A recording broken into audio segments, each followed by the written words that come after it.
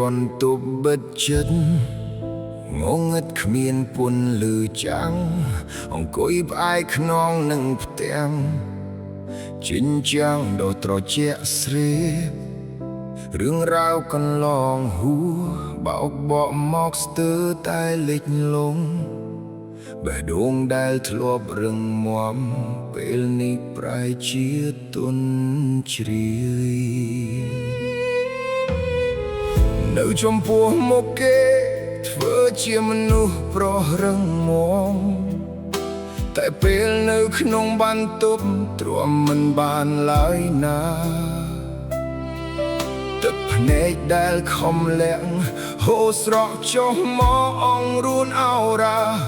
យំសោកសឹកសួលខ្លោចផ្សាព្រោះតែភាពខុសឆ្គងខ្លួនឯង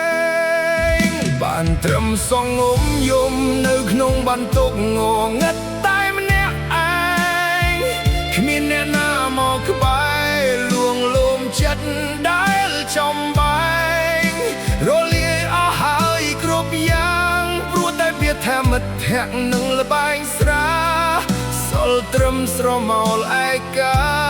នឹងទឹកភ្នែកហូរជូតកំរាល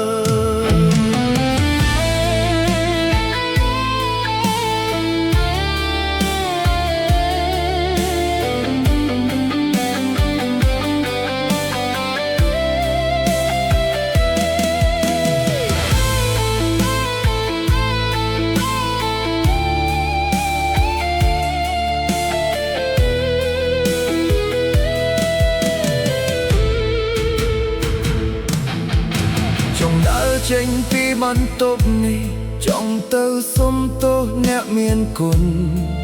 ចង់ទៅរកមនុស្សយល់ចិត្តមកដោះស្រាយរឿងរាយធ្ងន់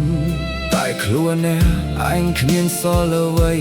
គ្មានសូម្បីតែកម្លាំងចិត្តមានតែពួនលាក់គិតមិនហ៊ានជួបមុខបានត្រឹមសងំយំនៅក្នុងបន្ទប់ងងឹតតែម្នាក់ឯងគ្មានអ្នកណាមកក្បែរលួងលោមចិត្តដែលចំបែង